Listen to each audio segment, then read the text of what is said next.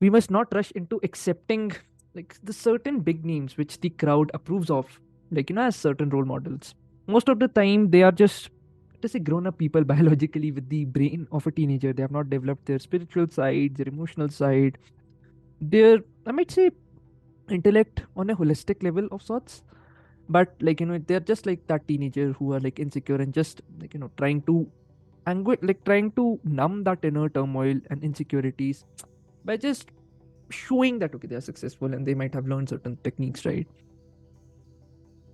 Yo guys, namaskaram. So today I wanted to talk about work specifically. I know it's been long, but yeah, just had been caught up with a lot of things. Hopefully some good news on the way, but okay, let's get started. Okay, so recently I've been thinking a lot about work specifically and kind of researched a lot. So I just wanted to share some perspectives which might help all of us to maybe just look at work not as something that we dread, but something that we must look forward to, right? So, just the aim is to kind of give you some perspectives around it. Work should give you meaning and fulfillment, not something that you do just to pass your time by. You're investing your life into it. If your attitude towards work is more reverential, something that you would never do again, the entire experience becomes quite different. More of a devotional thing, if I might say. So, just come to think of it, you are investing your limited time or life into that thing.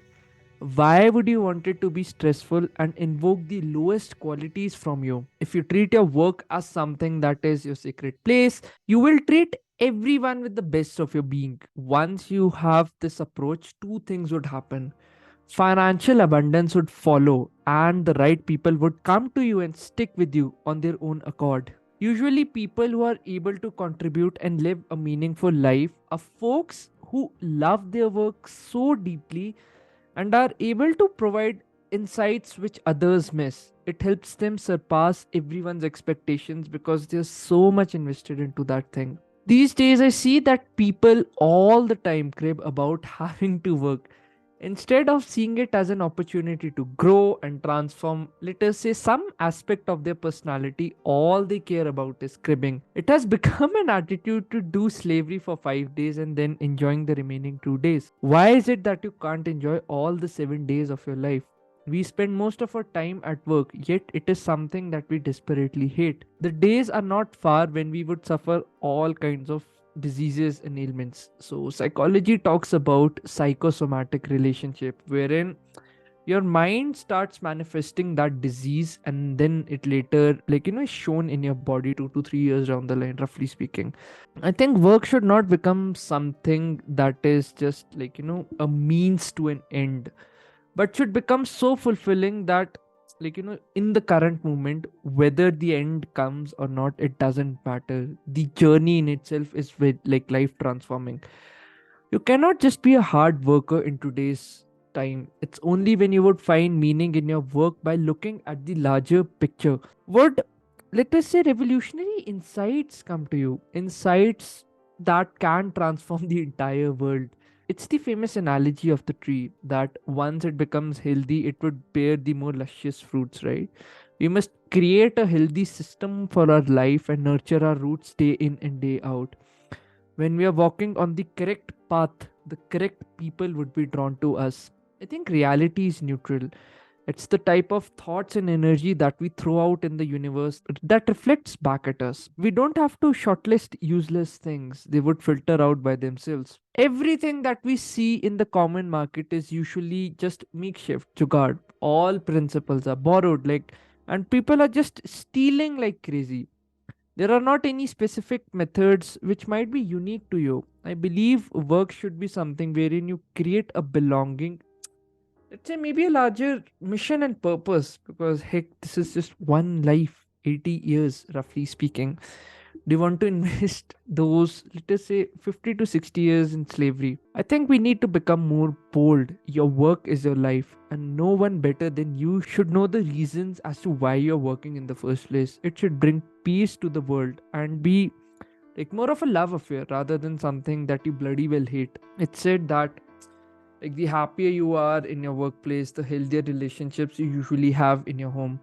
not just you, but people around you would feel proud of the type of work that they are doing. You would like not feel agitated at the thought of going back to work, but it would be something that excites you. Jordan Peterson talks about paying the price for every bloody thing that you do in your life. I guess it's time we pay the price for standing up for our beliefs. How things usually appear from the outside, it's not how they are from within. Everyone fakes it with sweet smiles. We must not rush into accepting like the certain big names which the crowd approves of, like as certain role models. Most of the time they are just to say grown up people biologically with the brain of a teenager. They have not developed their spiritual side, their emotional side, their, I might say, intellect on a holistic level of sorts. But they're just like that teenager who are like insecure and just trying to numb that inner turmoil and insecurities by just showing that okay, they are successful and they might have learned certain techniques, right? So I think a lot of people sometimes get things either by circumstances or just by sheer luck or chance. We all should have our definition of success. This way, I think failure won't impact us. Usually, we feel failure in comparison to other people because we are trying to copy them. Becoming more truthful to yourself is important if we are living a well balanced life. All things would just happen to click. This is called being in tune with the universe or just being more synchronous to something bigger. If you feel you're not making it anywhere in life, focus on how you're doing the smallest things in your life. It's a famous saying that how you do everything in your life is how you would do anything, right? Something around those lines.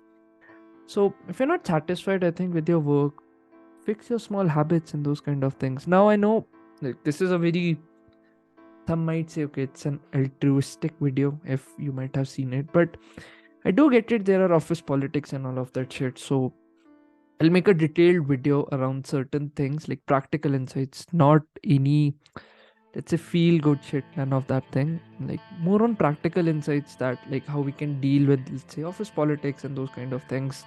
Just wanted to give you an update. So, I think it's been long since I posted videos, but I had been very consistent. Let's say in a lot of artistic way check-ins. I haven't done that in my videos, but I'll planning to make a detailed, like I think from week 3 to week 7. Yeah, those are like the detailed check-ins. I just want to make a clubbed video because I thought, okay, what's the point of me talking again and again about certain experiences, right?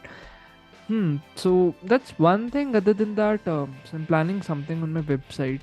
Something cool would come out.